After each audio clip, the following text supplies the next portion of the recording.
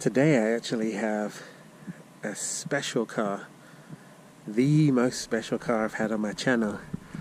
You're probably wondering, what the heck am I talking about?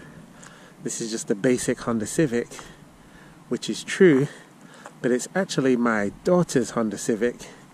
She just passed her driving test a couple of months ago, and this is her first car. So I'm actually going to do the review on this because it's actually a cute little car, and in this kind of economy where gas prices are ridiculous, it's a great one to get because the gas mileage on it is excellent, and it's not a bad looking car either.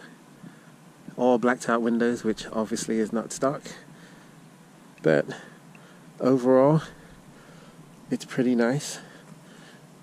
If you are familiar with any of these Civics, what you will know is cars of this era, which this is a 2010, usually have a really bad paint peeling issue.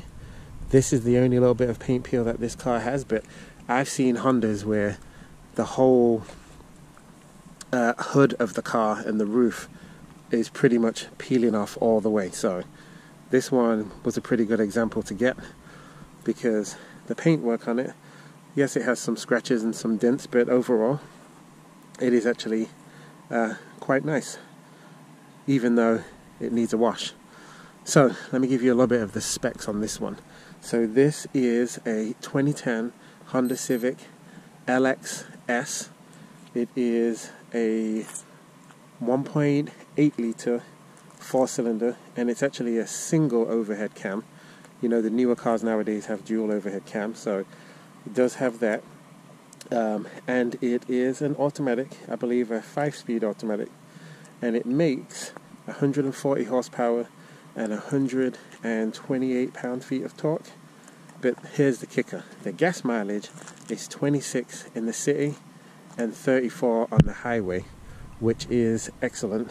I could do with that right now instead of my car, which gets terrible gas mileage, and it is very practical. So even though it's a smaller car, it's not as big as the Honda Accord. It has a ton of room in it. So if you look in here, this is the seat all the way back, and I have got lots of leg room for myself when I'm driving it. But also if you look in the back of the car, you can see there's quite a bit of leg room in there. I mean, I can actually fit behind myself with the front seat in my seating position, so that is actually pretty impressive. And you can fit adults in the back here, not just children like in some compact cars, so I've got to admit that is quite good. And then the trunk is quite large. It's 12 cubic feet, but you can also drop the seats and then you get a real spare in the back, which, you know, these modern cars nowadays, you just kind of get a fix-a-flat kit, which I much prefer to have a spare. And then these wheels are 205s, 55 16s, so they're not the biggest wheel, but it does give you a very comfortable ride. As you can see, the rims are a little bit scuffed up and whatnot, but you don't want to give a first-time driver a super nice car to drive anyway. That'd be kind of stupid. But if you check out the interior, there's plenty of room back here. As I said, I can actually fit behind myself, so you can fit a good 4 large adults. I'm 6'4", so you could fit 2 of us back here, or 3 children.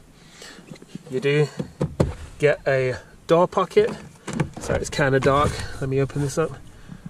And with the door pocket, you get a large holder for storage. There is no mat pockets back here, but these storage areas are quite big. So as I was saying, in the front of the car, you actually get a really large pocket, and you do get automatic windows. Look at this. She's made this car filthy already. That does not surprise me. But it is what it is. It's a young teenage girl's car, so what do you expect? But here's the kicker. Look at this dash. Honda does an awesome job with their steering wheels. This steering wheel is nice and small and compact. It's got a great feel to it, great thickness. But this is the bit that I like the most. You've got the tachometer right here, center, but then you've got a really nice, clear digital gauge up here. And I mean, this is on a 2010, so this was when most cars did not even have gauges like that. And then you've got two really large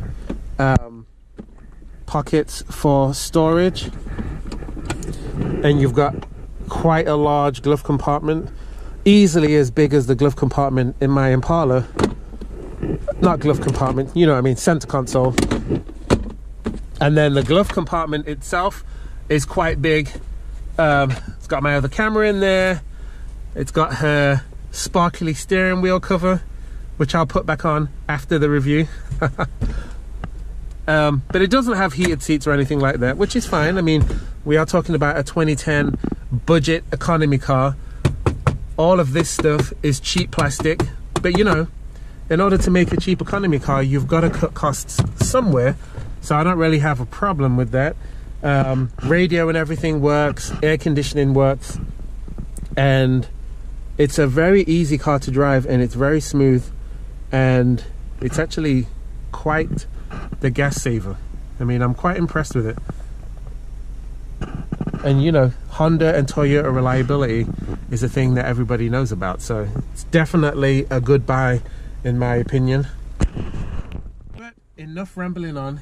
Let's go ahead and take this thing for a spin, and I'll give you my opinion of how it actually feels to drive, and whether I think it's a good deal, and whether you guys should get one for your kids, you know, for their first car. Let's take it for a spin. Okay, so we're setting out in my daughter's 2010 Honda Civic LXS, and this is actually only the second time that I've driven it, and I am impressed, I have to admit. Even though it's just a cheap little economy car, it's just really nice and really practical. And even though this car has got 210,000 miles on it, which I don't think I mentioned before, it still drives smooth. It still drives extremely well. The steering, which is usually one of Honda's strong points, and I can see why, because even in this car, the steering is excellent. I just drove last week a 2019 Honda Civic SI and a 2021 Honda Civic Sport sedan, and both of them had excellent steering, but this is no exception. So Honda has been doing great steering wheels and cars that actually handle well for the longest time. So really should be no surprise there. And if I'm being completely honest, you know, in the next year or two, I'm going to be looking for a car to replace my current daily driver, and I am seriously considering one of these Honda Civics, just because I want something that gets excellent gas mileage. This car meets that bill. I also want something that has got a decent amount of trunk room, and that also you can still fit the kids in it. This car can do both of those. I was thinking about a Honda Accord, but obviously the Honda Accord is a little bit more of an expensive car than what the newer Civics would be. But for a teenage girl, or boy, not just a girl, I'm just saying girl because it's my daughter's car, but this car is excellent, drives really nice. I love, you can actually really feel what the wheels are doing at the front as you turn in the steering wheel. There's a Hyundai Elantra, which I'll put the link in the description box, that I drove while I was in Colorado, and that is a good little car, gets good gas mileage. But one of the biggest differences I noticed right away is the steering on this Honda and the steering feel is just so much nicer in this car than it is even on that Hyundai. And that was a 2022 Elantra. May have been a 21, but either way, it was pretty much brand new.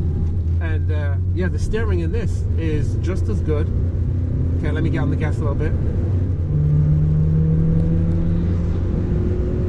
Okay, it's got decent pickup too. I mean, bear in mind it's just a 1.8 litre 4-cylinder engine, only single overhead cam. It's not dual overhead cam, but it still has got decent pickup.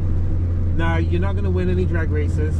You're not going to be able to pass people, you know, on the highway really fast, especially if they are trying to accelerate on you as well. But that's not what this car is for. This is an economy car.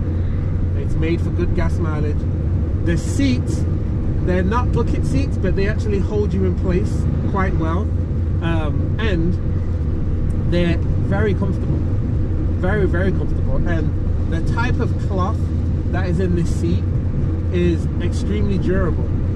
If you compare this to the cloth seats that come in, let's say, a Chevy Cruze or Chevy Malibu or something like that, these seats are way higher quality than what those are. Those kind of seats get dirty fast and they're hard to clean and they're less durable, which is why they wear out so fast. Even though this is a 2010, these seats have held up extremely well. They do need a little bit of a clean, and my daughter is a little bit dirty when it comes to cleaning her car, but you know, some people like myself are just more meticulous when it comes to looking after their vehicle. I'm giving Landry a little ding. And the brakes, testing them right now, I mean, they're good. They're progressive, so they're not super sharp, and they don't have the hardest bite, but they definitely get the job done. Because this is just a light little car, you know. It's not even 3,000 pounds. I believe this weighs between 26 and 2,800 pounds, so it's a decent weight as well. The heat and the AC and everything still works perfectly on this car. You know, as cars age, since this is a 2010, sometimes the heat or the AC will not work optimally, but on this car, it's actually working extremely well. I'm quite toasty in this right now. Yeah, you got to think, this car gets 36 miles to the gallon on the highway. My Impala, which is a V6, which is also a 2010, gets, it says that it gets 31 on the highway, but that's like max, and I have to be babying it in cruise control and driving really nice. But this car's combined gas mileage just absolutely obliterates my Impala, which is why when I go to get a new daily driver, I'm thinking that I'm going to get something, you know, a 4-cylinder or 4-cylinder turbo, that I can get some good gas mileage out of. Okay, another acceleration clip. There we go. Let's get on the gas.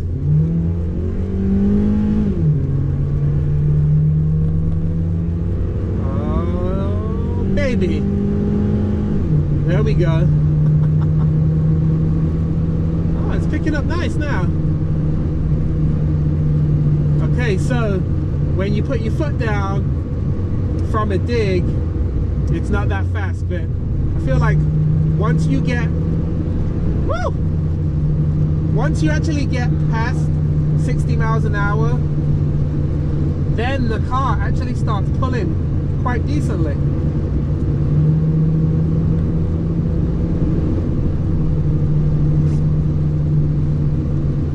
And it kind of feels like it has a turbo on it. I don't think it does, but it might be that VTEC thing, but I don't know. That's interesting. Anyway, guys, that's the review. Leave a comment down below Let me know how you like your Honda Civic if you've got one. How well do they last? How reliable is it? What do you think about these 2010 Honda Civics? What do you think about the new ones? Like and subscribe. I'll put my Lawson score up on the screen. And I will see you guys in the next video. Peace.